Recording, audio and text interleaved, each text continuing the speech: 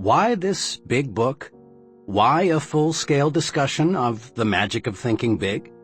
Thousands of books will be published this year. Why one more? Permit me to give you just a little background. Several years ago, I witnessed an exceptionally impressive sales meeting.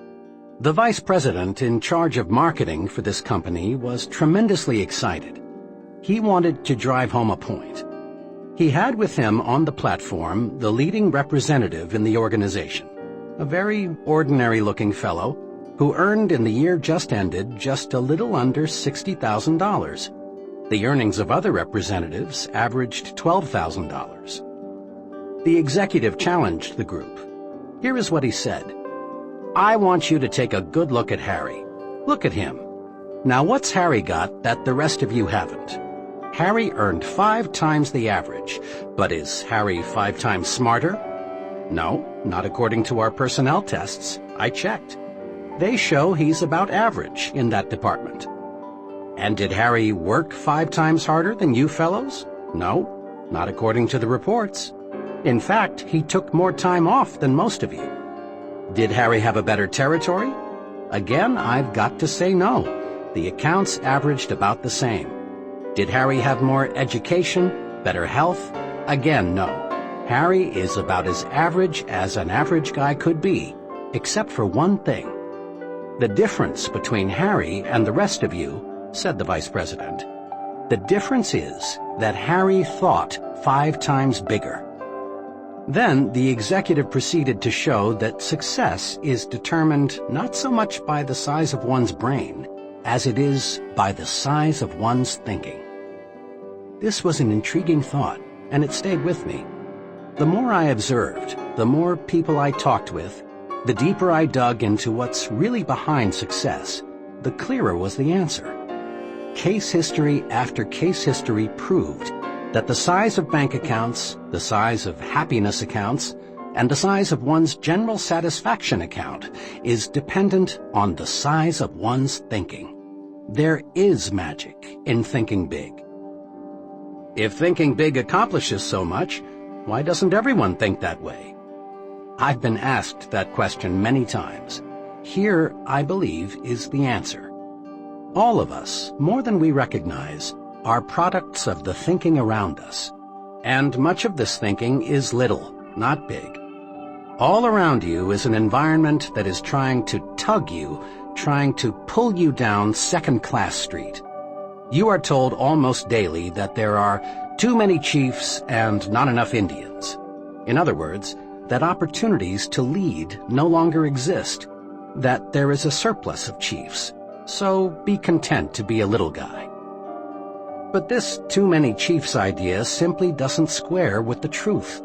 Leading people in all occupations will tell you, as they've told me, that the trouble is, there are too many Indians and not nearly enough chiefs.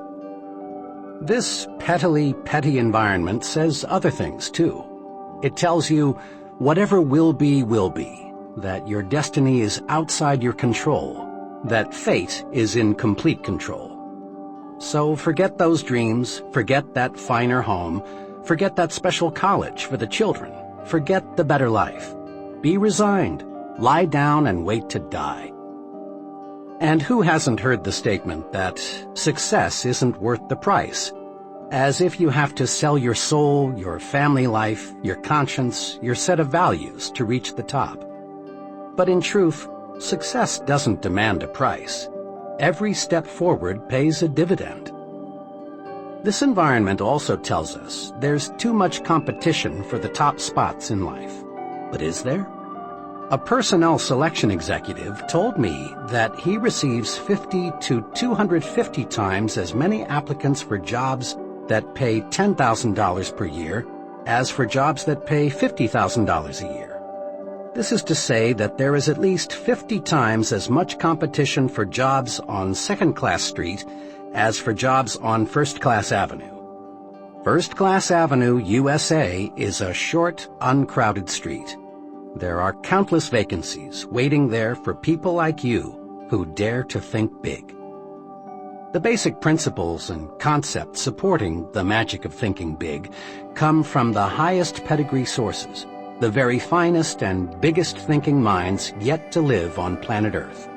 Minds like the prophet David, who wrote, "As one thinketh in his heart, so is he."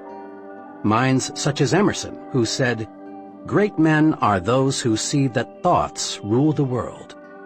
Minds like Milton, who in Paradise Lost wrote, "The mind is its own place, and in itself can make a heaven of hell or a hell of heaven." Amazingly perceptive minds like Shakespeare, who observed, "There is nothing either good or bad except that thinking makes it so." But where does the proof come from? How do we know the master thinkers were right? Fair questions. The proof comes from the lives of the select people around us who, through winning success, achievement, and happiness, prove that thinking big does work magic. The simple steps we have set down here are not untested theories. They are not one man's guesses and opinions. They are proven approaches to life's situations, and they are universally applicable steps that work, and work like magic. That you're listening to this proves you are interested in larger success. You want to fulfill your desires. You want to enjoy a fine standard of living. You want this life to deliver to you all the good things you deserve. Being interested in success is a wonderful quality. You have another admirable quality. The fact that you're listening to this program shows you have the intelligence to look for tools that will help take you where you want to go. In building anything, automobiles, bridges, missiles, we need tools. Many people, in their attempt to build a successful life, forget there are tools to help them. You have not forgotten. You have then the two basic qualities needed to realize real profit from this book: a desire for greater success and the intelligence to select a tool to help you realize that desire. Think big and you'll live big. You'll live big in happiness, you'll live big in accomplishment, big in income, big in friends, big in respect.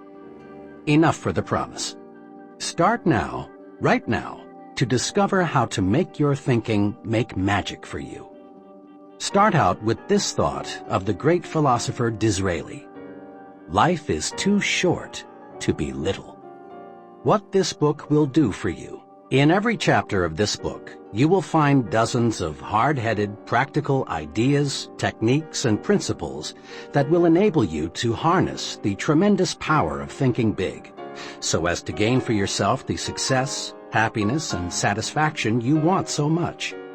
Every technique is dramatically illustrated by a real-life case history. You discover not only what to do, but what is even more important, you see exactly how to apply each principle to actual situations and problems. Here then is what this book will do for you. It will show you how you can launch yourself to success with the power of belief, win success by believing you can succeed, defeat disbelief and the negative power it creates, get big results by believing big, make your mind produce positive thoughts, develop the power of belief, plan a concrete success-building program, vaccinate yourself against excusitis, the failure disease, learn the secret that lies in your attitude toward health, take 4 positive steps to lick health excusitis, discover why your thinking power is more important than mere intelligence, use your mind for thinking, not simply as a warehouse for facts. Master 3 easy ways to cure intelligence excusitis. Overcome the problem of age, being too young or too old. Conquer luck excusitis and attract good luck to you. Use the action technique to cure fear and build confidence. Manage your memory so as to increase your store of confidence. Overcome your fear of other people. Increase self-confidence by satisfying your own conscience. Think confidently by acting confidently. Learn the 5 positive steps to build confidence and destroy fear. Discover that success is measured by the size of your thinking. Measure your true size and find out what assets you have. Think as big as you really are. Develop the big thinker's vocabulary with these 4 specific steps. Think big by visualizing what can be done in the future. Add value to things, to people, and to yourself. Get the thinking big view of your job. Think above trivialities and concentrate on what's important. Test yourself. Find out how big your thinking really is. Use creative thinking to find new and better ways to get things done. Develop creative power by believing it can be done. Fight mind-freezing traditional thinking. Do more and do it better by turning on your creative power. Use the 3 keys to strengthening creativity by opening your ears and your mind. Stretch your thinking and stimulate your mind. Harness and develop your ideas, the fruit of your thinking. Look important because it helps you think important. Become important by thinking your work is important. Build your own sell yourself to yourself commercial. Upgrade your thinking. Think like important people think. Make your environment work for you. Prevent small people from holding you back. Manage your work environment. Get plenty of psychological sunshine during leisure hours. Throw thought poison out of your environment. Go first class in everything you do. Grow the attitudes that will help you win what you want. Get activated, get enthusiastic. Develop the power of real enthusiasm. Grow the you are important attitude. Make more money by getting the put service first attitude. Win the support of other people by thinking right toward them. Become more likable by making yourself lighter to lift. Take the initiative in building friendships. Master the technique of thinking only good thoughts about people. Win friends by practicing conversation generosity. Think big even when you lose or receive a setback. Get the action habit. You don't need to wait until conditions are perfect. Make up your mind to do something about your ideas. Use action to cure fear and gain confidence.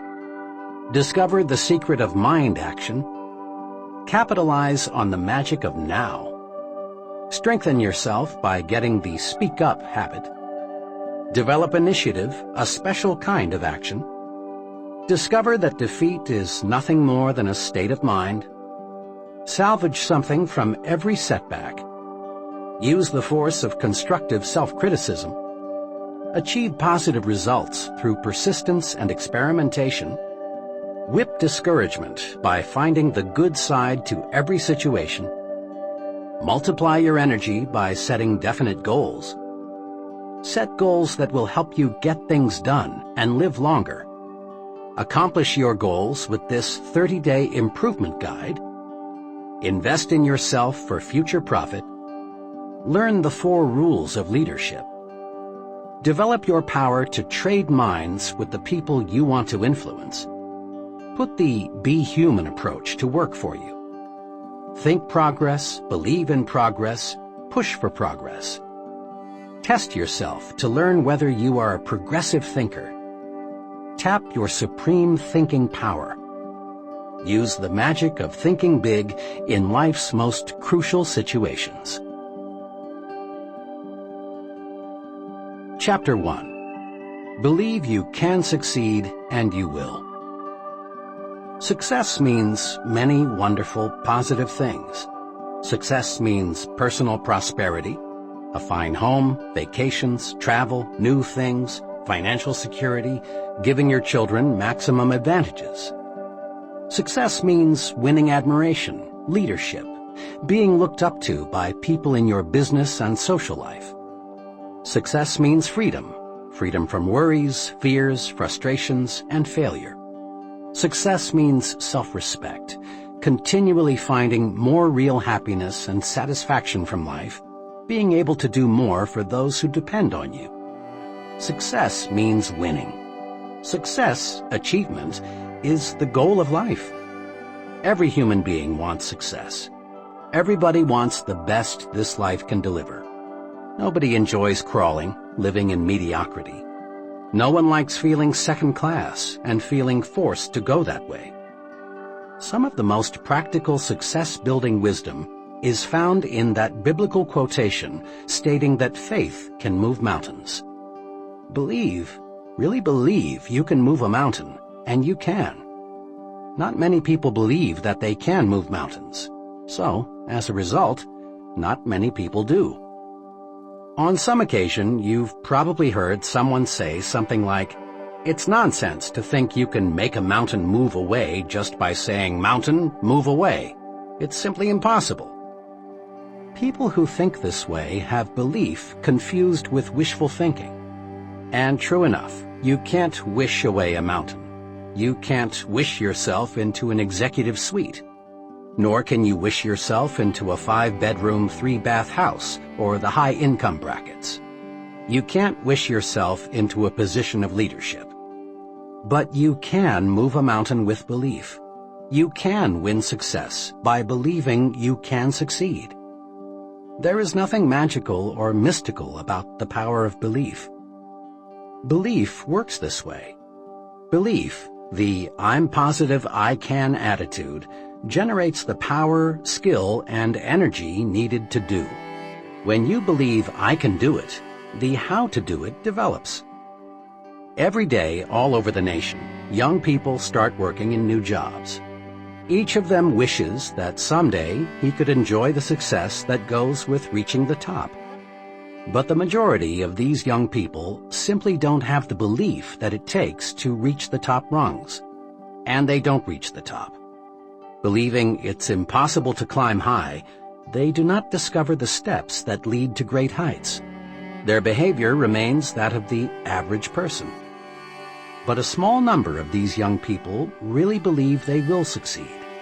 They approach their work with the "I'm going to the top" attitude, and with substantial belief they reach the top. Believing they will succeed, and that it's not impossible, these folks study and observe the behavior of senior executives. They learn how successful people approach problems and make decisions. They observe the attitudes of successful people. The how to do it always comes to the person who believes he can do it. A young woman I'm acquainted with decided 2 years ago that she was going to establish a sales agency to sell mobile homes. She was advised by many that she shouldn't and couldn't do it. She had less than $3,000 in savings and was advised that the minimum capital investment required was many times that. "Look how competitive it is," she was advised. "And besides, what practical experience have you had in selling mobile homes, let alone managing a business?" her advisors asked. But this young lady had belief in herself and her ability to succeed. She quickly admitted that she lacked capital, that the business was very competitive, and that she lacked experience. "But," she said, "all the evidence I can gather shows that the mobile home industry is going to expand. On top of that, I've studied my competition. I know I can do a better job of merchandising trailers than anybody else in this town. I expect to make some mistakes, but I'm going to be on top in a hurry." And she was. She had little trouble getting capital. Her absolutely unquestioned belief that she could succeed with this business won her the confidence of 2 investors.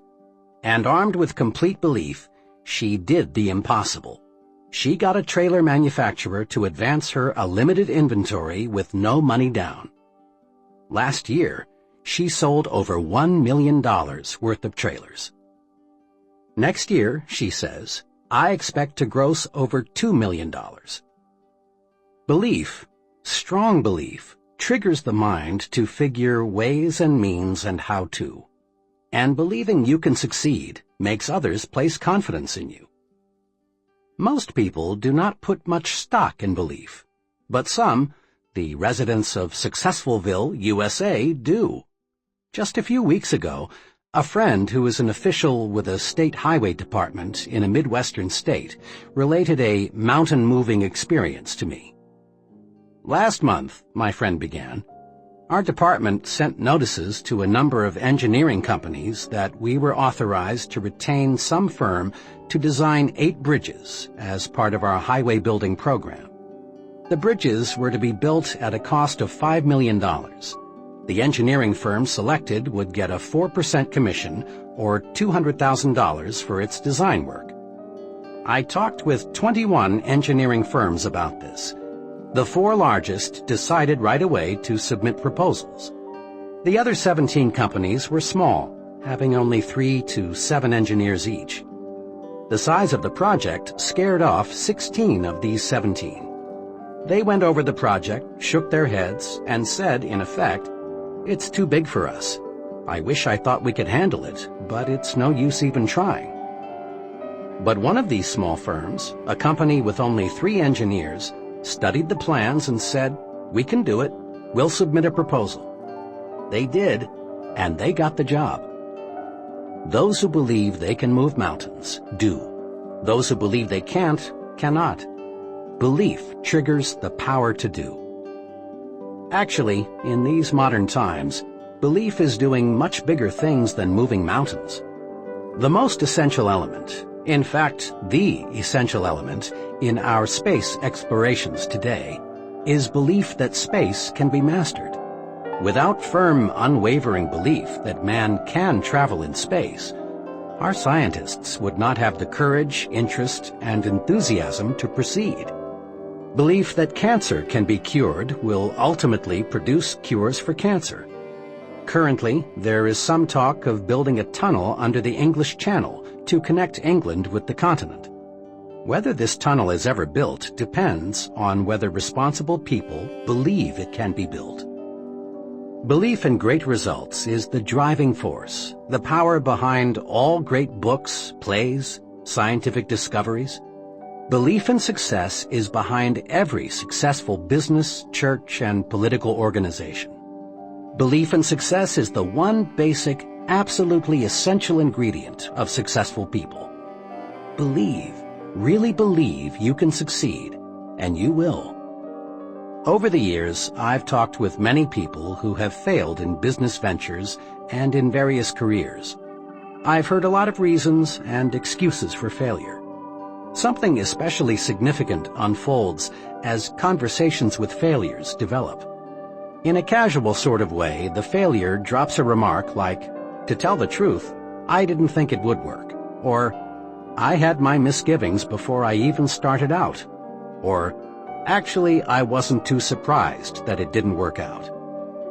The "okay, I'll give it a try, but I don't think it will work" attitude produces failures. Disbelief is negative power. When the mind disbelieves or doubts, the mind attracts reasons to support the disbelief. Doubt, disbelief, the subconscious will to fail, the not really wanting to succeed, is responsible for most failures. Think doubt and fail. Think victory and succeed. A young fiction writer talked with me recently about her writing ambitions. The name of one of the top writers in her field came up. "Oh," she said, "Mr. X is a wonderful writer, but, of course, I can't be nearly as successful as he is." Her attitude disappointed me very much, because I know the writer mentioned. He is not super intelligent, nor super perceptive, nor super anything else except super confident. He believes he is among the best, and so he acts and performs the best. It is well to respect the leader, learn from him, observe him, study him, but don't worship him. Believe you can surpass. Believe you can go beyond. Those who harbor the second-best attitude are invariably second-best doers. Look at it this way. Belief is the thermostat that regulates what we accomplish in life. Study the fellow who is shuffling down there in mediocrity. He believes he is worth little, so he receives little. He believes he can't do big things, and he doesn't. He believes he is unimportant, so everything he does has an unimportant mark. As time goes by, Lack of belief in himself shows through in the way the fellow talks, walks, acts. Unless he readjusts his thermostat forward, he shrinks, grows smaller and smaller in his own estimation. And since others see in us what we see in ourselves, he grows smaller in the estimation of the people around him. Now, look across the way at the person who is advancing forward. He believes he is worth much, and he receives much. He believes he can handle big, difficult assignments, and he does. Everything he does, the way he handles himself with people, his character, his thoughts, his viewpoints, all say, here is a professional. He is an important person. A person is a product of his own thoughts. Believe big. Adjust your thermostat forward. Launch your success offensive with honest, sincere belief that you can succeed. Believe big and grow big. Several years ago, after addressing a group of businessmen in Detroit, I talked with one of the gentlemen who approached me, introduced himself, and said, "I really enjoyed your talk. Can you spare a few minutes? I'd like very much to discuss a personal experience with you." In a few minutes, we were comfortably seated in a coffee shop waiting for some refreshments. "I have a personal experience," he began, "that ties in perfectly with what you said this evening about making your mind work for you instead of letting it work against you. I've never explained to anyone how I lifted myself out of the world of mediocrity, but I'd like to tell you about it." "And I'd like to hear it," I said. "Well, just 5 years ago, I was plodding along, just another guy working in the tool and die trade. I made a decent living by average standards, but it was far from ideal. Our home was much too small, and there was no money for those many things we wanted. My wife, bless her, didn't complain much, but it was written all over her that she was more resigned to her fate than she was happy. Inside, I grew more and more dissatisfied. When I let myself see how I was failing my good wife and 2 children, I really hurt inside. But today things are really different," my friend continued. "Today we have a beautiful new home on a 2-acre lot and a year-round cabin a couple hundred miles north of here. There's no more worry about whether we can send the kids to a good college, and my wife no longer has to feel guilty every time she spends money for some new clothes. Next summer, the whole family is flying to Europe to spend a month's holiday. We're really living." "How did all this happen?" I asked. "It all happened," he continued, "when, to use the phrase you used tonight, I harnessed the power of belief. 5 years ago, I learned about a job with a tool and die company here in Detroit. We were living in Cleveland at the time. I decided to look into it, hoping I could make a little more money. I got here early on Sunday evening, but the interview was not until Monday. After dinner, I sat down in my hotel room, and for some reason, I got really disgusted with myself. Why, I asked myself, am I just a middle-class failure? Why am I trying to get a job that represents such a small step forward? I don't know to this day what prompted me to do it, but I took a sheet of hotel stationery and wrote down the names of 5 people I've known well for several years who had far surpassed me in earning power and job responsibility. 2 were former neighbors who had moved away to fine subdivisions. 2 others were fellows I had worked for, and the 3rd was a brother-in-law. Next, again, I don't know what made me do this. I asked myself, what do my 5 friends have that I don't have, besides better jobs? I compared myself with them on intelligence, but I honestly couldn't see that they excelled in the brains department. Nor could I truthfully say they had me beat on education, integrity, or personal habits. Finally, I got down to another success quality one hears a lot about: initiative. Here I hated to admit it, but I had to. On this point, my record showed I was far below that of my successful friends. It was now about 3 a.m., but my mind was astonishingly clear. I was seeing my weak point for the first time. I discovered that I had held back. I had always carried a little stick.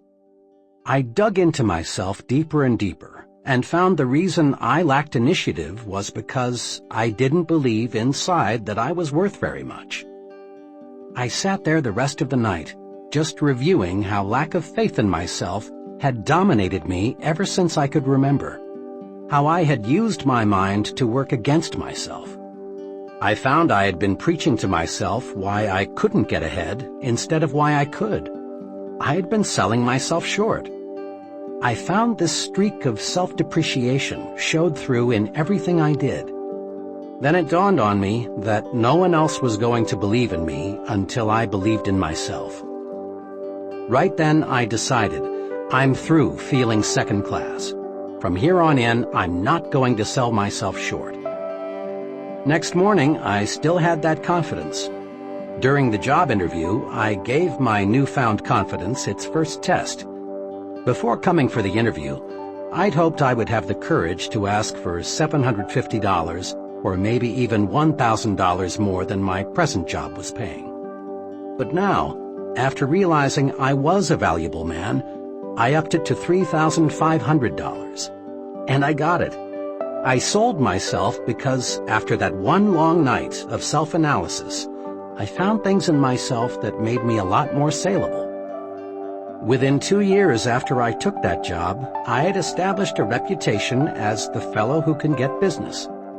Then we went into a recession. This made me still more valuable because I was one of the best business getters in the industry. The company was reorganized and I was given a substantial amount of stock, plus a lot more pay. Believe in yourself, and good things do start happening. Your mind is a thought factory. It's a busy factory, producing countless thoughts in one day. Production in your thought factory is under the charge of 2 foremen, one of whom we will call Mr. Triumph and the other Mr. Defeat. Mr. Triumph is in charge of manufacturing positive thoughts. He specializes in producing reasons why you can, why you're qualified, why you will. The other foreman, Mr. Defeat, produces negative, deprecating thoughts. He is your expert in developing reasons why you can't, why you're weak, why you're inadequate. His specialty is the why you will fail chain of thoughts. Both Mr. Triumph and Mr. Defeat are intensely obedient. They snap to attention immediately. All you need do to signal either foreman is to give the slightest mental beck and call. If the signal is positive, Mr. Triumph will step forward and go to work. Likewise, a negative signal brings Mr. Defeat forward. To see how these 2 foremen work for you, try this example.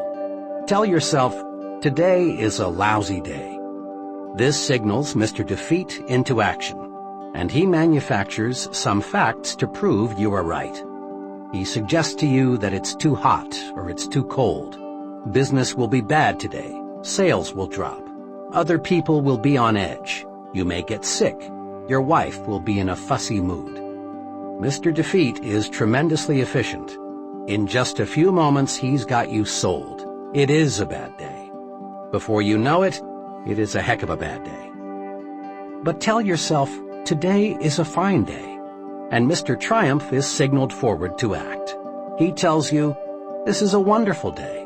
The weather is refreshing. It's good to be alive. Today you can catch up on some of your work. And then it is a good day. In like fashion, Mr. Defeat can show you why you can't sell Mr. Smith. Mr. Triumph will show you that you can. Mr. Defeat will convince you that you will fail, while Mr. Triumph will demonstrate why you will succeed.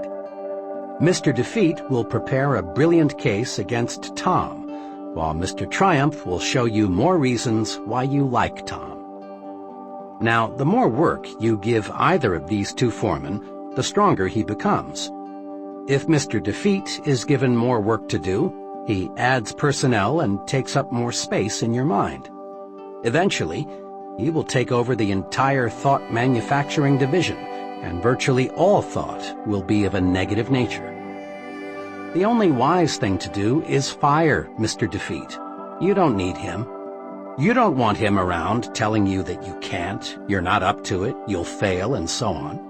Mr. Defeat won't help you get where you want to go, so boot him out. Use Mr. Triumph 100% of the time. When any thought enters your mind, ask Mr. Triumph to go to work for you. He'll show you how you can succeed. Between now and tomorrow at this time, another 11,500 new consumers will have made their grand entry into the USA. Population is growing at a record rate. In the next 10 years, the increase is conservatively estimated at 35 million. That's equal to the present combined metropolitan population of our 5 biggest cities: New York, Chicago, Los Angeles, Detroit, and Philadelphia. Imagine. New industries, new scientific breakthroughs, expanding markets, all spell opportunity. This is good news. This is a most wonderful time to be alive. All signs point to a record demand for top-level people in every field. People who have superior ability to influence others, to direct their work, to serve them in a leadership capacity. And the people who will fill these leadership positions are all adults or near adults right now. One of them is you. The guarantee of a boom is not, of course, a guarantee of personal success. Over the long pull, the United States has always been booming. But just a fast glance shows that millions and millions of people, in fact, a majority of them, struggle but don't really succeed. The majority of folks still plug along in mediocrity despite the record opportunity of the last 2 decades. And in the boom period ahead, most people will continue to worry, to be afraid, to crawl through life feeling unimportant, unappreciated, not able to do what they want to do. As a result, their performance will earn them petty rewards, petty happiness. Those who convert opportunity into reward, and let me say, I sincerely believe you are one of those, else you'd rely on luck and not bother with this book, will be those wise people who learn how to think themselves to success. Walk in. The door to success is open wider than ever before. Put yourself on record now that you are going to join that select group that is getting what it wants from life. Here is the first step toward success. It's a basic step. It can't be avoided. Step 1. Believe in yourself. Believe you can succeed. How to develop the power of belief. Here are the 3 guides to acquiring and strengthening the power of belief. 1. Think success. Don't think failure. At work, in your home, substitute success thinking for failure thinking. When you face a difficult situation, think, I'll win, not I'll probably lose. When you compete with someone else, think, I'm equal to the best, not I'm outclassed. When opportunity appears, think, I can do it, never I can't. Let the master thought, I will succeed, dominate your thinking process. Thinking success conditions your mind to create plans that produce success. Thinking failure does the exact opposite. Failure thinking conditions the mind to think other thoughts that produce failure. 2. Remind yourself regularly that you are better than you think you are. Successful people are not supermen. Success does not require a super intellect, nor is there anything mystical about success. And success isn't based on luck. Successful people are just ordinary folks who have developed belief in themselves and what they do. Never, yes, never, sell yourself short. 3. Believe big. The size of your success is determined by the size of your belief. Think little goals and expect little achievements. Think big goals and win big success. Remember this, too. Big ideas and big plans are often easier, certainly no more difficult, than small ideas and small plans. Mr. Ralph J. Cordiner, chairman of the board of the General Electric Company, said this to a leadership conference. We need from every man who aspires to leadership For himself and his company, a determination to undertake a personal program of self-development. Nobody is going to order a man to develop.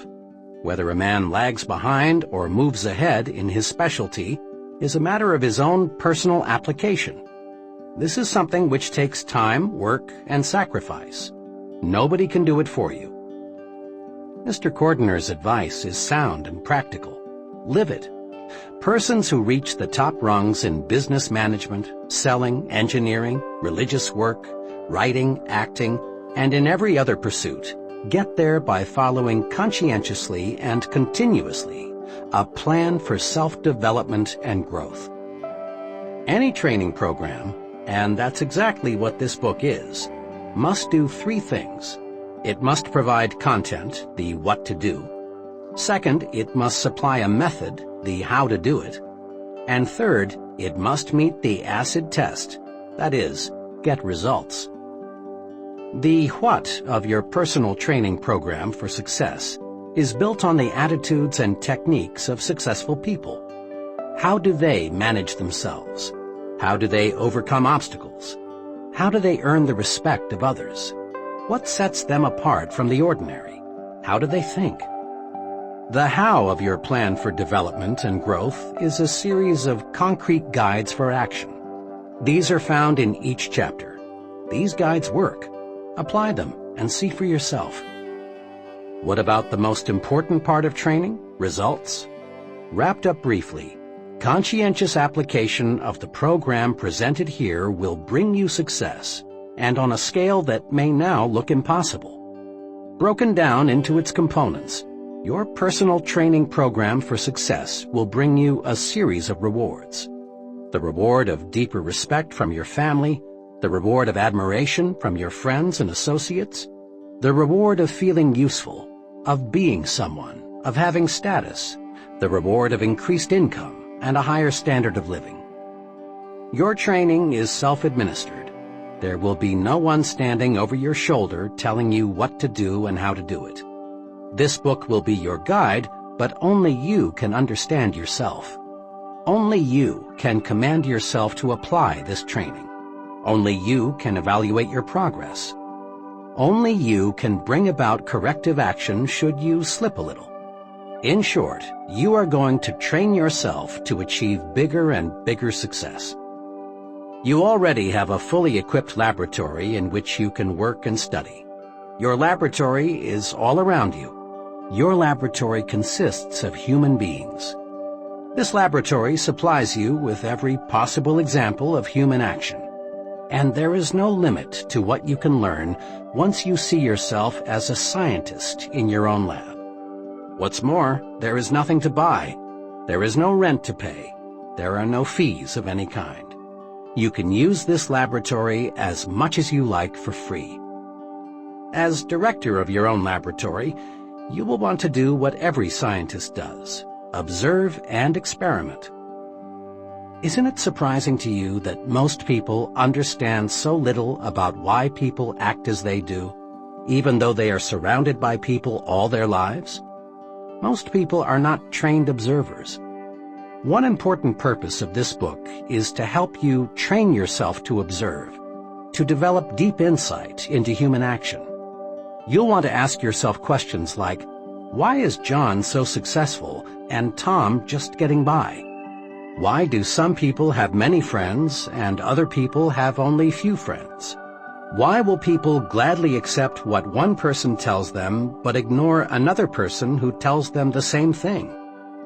Once trained, you will learn valuable lessons just through the very simple process of observing.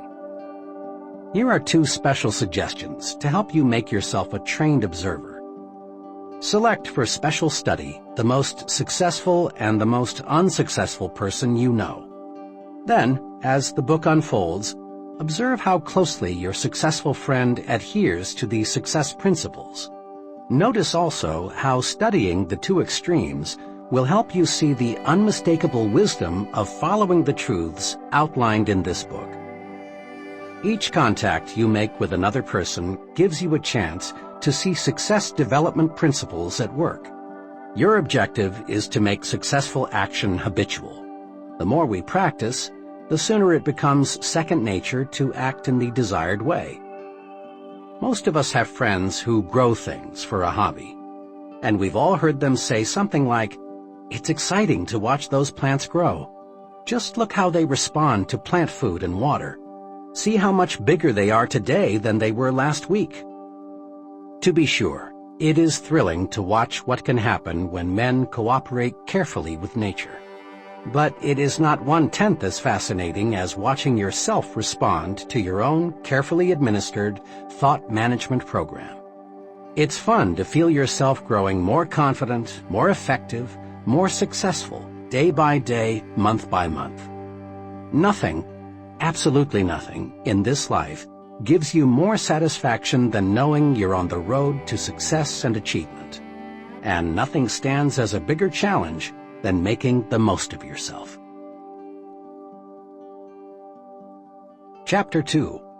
Cure yourself of excusitis, the failure disease. People. As you think yourself to success, that's what you will study, people. You will study people very carefully to discover, then apply success-rewarding principles to your life. And you want to begin right away.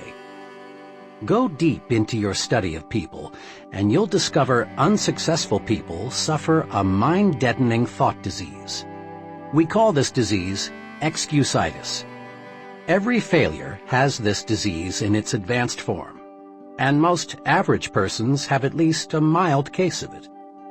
You will discover that excusitis explains the difference between the person who is going places and the fellow who is barely holding his own. You will find that the more successful the individual, the less inclined he is to make excuses. But the fellow who has gone nowhere and has no plans for getting anywhere always has a book full of reasons to explain why. Persons with mediocre accomplishments are quick to explain why they haven't, why they don't, why they can't, and why they aren't. Study the lives of successful people and you'll discover this. All the excuses made by the mediocre fellow could be, but aren't, made by the successful person.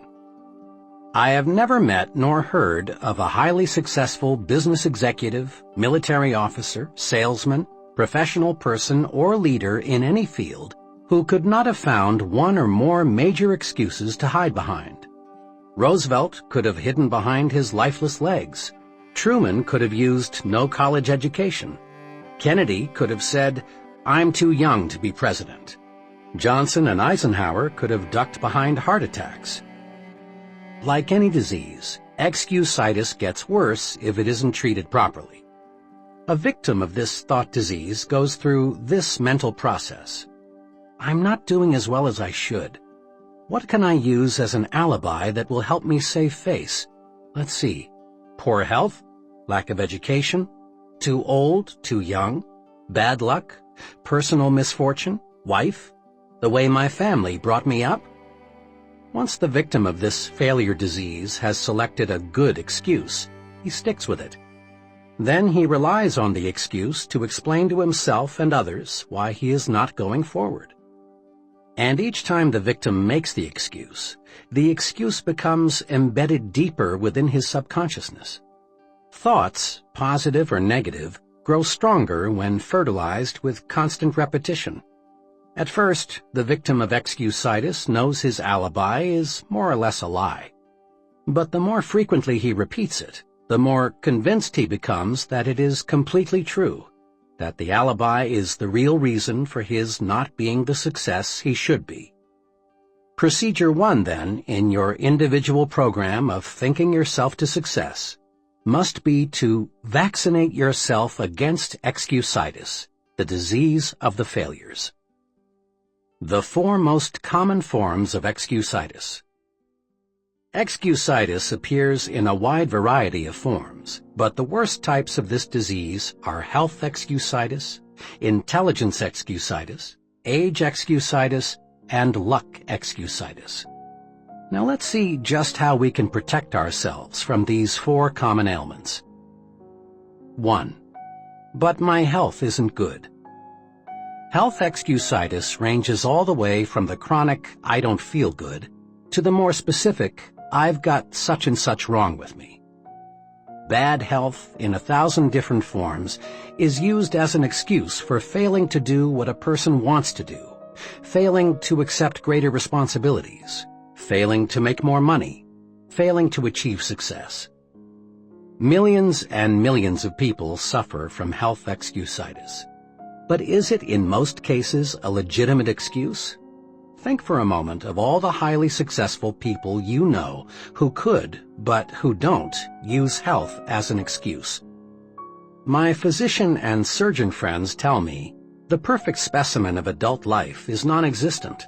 There is something physically wrong with everybody.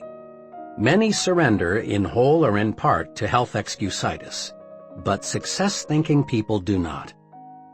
Two experiences happened to me in one afternoon that illustrate the correct and incorrect attitudes toward health. I had just finished a talk in Cleveland. Afterward, one fellow, about 30, asked to speak to me privately for a few minutes. He complimented me on the meeting, but then said, "I'm afraid your ideas can't do me much good." "You see," he continued, "I've got a bad heart, and I've got to hold myself in check." He went on to explain that he'd seen 4 doctors, but they couldn't find his trouble.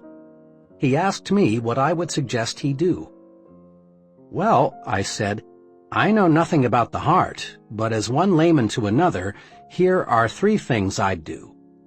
First, I'd visit the finest heart specialist I could find and accept his diagnosis as final. You've already checked with 4 doctors, and none of them has found anything peculiar with your heart. Let the 5th doctor be your final check. It may very well be you've got a perfectly sound heart. But if you keep on worrying about it, eventually you may have a very serious heart ailment. Looking and looking and looking for an illness often actually produces illness." The second thing I'd recommend is that you read Dr. Schindler's great book, How to Live 365 Days a Year. Dr. Schindler shows in this book that 3 out of every 4 hospital beds are occupied by people who have EII, emotionally induced illness.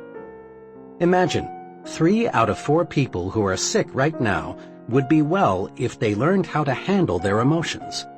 Read Dr. Schindler's book and develop your program for emotions management. Third, I'd resolve to live until I die. I went on to explain to this troubled fellow some sound advice I received many years ago from a lawyer friend who had an arrested case of tuberculosis. This friend knew he would have to live a regulated life, but this hasn't stopped him from practicing law, rearing a fine family, and really enjoying life. My friend, who now is 78 years old, expresses his philosophy in these words: "I'm going to live until I die, and I'm not going to get life and death confused. While I'm on this earth, I'm going to live. Why be only half alive? Every minute a person spends worrying about dying is just 1 minute that fellow might as well have been dead." I had to leave at that point because I had to be on a certain plane for Detroit. On the plane, the second but much more pleasant experience occurred. After the noise of the takeoff, I heard a ticking sound. Rather startled, I glanced at the fellow sitting beside me, for the sound seemed to be coming from him. He smiled a big smile and said, "Oh, it's not a bomb. It's just my heart." I was obviously surprised, so he proceeded to tell me what had happened. Just 21 days before, he had undergone an operation that involved putting a plastic valve into his heart. The ticking sound, he explained, would continue for several months until new tissue had grown over the artificial valve. I asked him what he was going to do. "Oh," he said, "I've got big plans. I'm going to study law when I get back to Minnesota. Someday I hope to be in government work. The doctors tell me I must take it easy for a few months, but after that I'll be like new." There you have 2 ways of meeting health problems. The first fellow, not even sure he had anything organically wrong with him, was worried, depressed, on the road to defeat, wanting somebody to second his motion that he couldn't go forward. The second individual, after undergoing one of the most difficult of operations, was optimistic, eager to do something. The difference lay in how they thought toward health. I've had some very direct experience with health excusitis. I'm a diabetic. Right after I discovered I had this ailment, about 5,000 hypodermics ago, I was warned, diabetes is a physical condition, but the biggest damage results from having a negative attitude about it. Worry about it, and you may have real trouble. Naturally, since the discovery of my own diabetes, I've gotten to know a great many other diabetics. Let me tell you about two extremes. One fellow who has a very mild case belongs to that fraternity of the living dead. Obsessed with a fear of the weather, he is usually ridiculously bundled up. He's afraid of infection, so he shuns anybody who has the slightest sniffle. He's afraid of overexertion, so he does almost nothing. He spends most of his mental energy worrying about what might happen. He bores other people telling them how awful his problem really is. His real ailment is not diabetes. Rather, he's a victim of health excusitis. He has pitied himself into being an invalid. The other extreme is a division manager for a large publishing company. He has a severe case. He takes about 30 times as much insulin as the fellow just mentioned. But he is not living to be sick. He is living to enjoy his work and have fun. One day he said to me, "Sure, it is an inconvenience, but so is shaving. But I'm not going to think myself to bed. When I take those shots, I just praise the guys who discovered insulin." A good friend of mine, a widely known college educator, came home from Europe in 1945 minus one arm. Despite his handicap, John is always smiling, always helping others. He's about as optimistic as anyone I know. One day, he and I had a long talk about his handicap. "It's just an arm," he said. "Sure, two are better than one, but they just cut off my arm. My spirit is 100% intact. I'm really grateful for that." Another amputee friend is an excellent golfer. One day, I asked him how he had been able to develop such a near-perfect style with just one arm. I mentioned that most golfers with two arms can't do nearly as well. His reply says a lot. "Well, it's my experience," he said, "that the right attitude and one arm will beat the wrong attitude and two arms every time." The right attitude and one arm will beat the wrong attitude and two arms every time. Think about that for a while. It holds true not only on the golf course, but in every facet of life.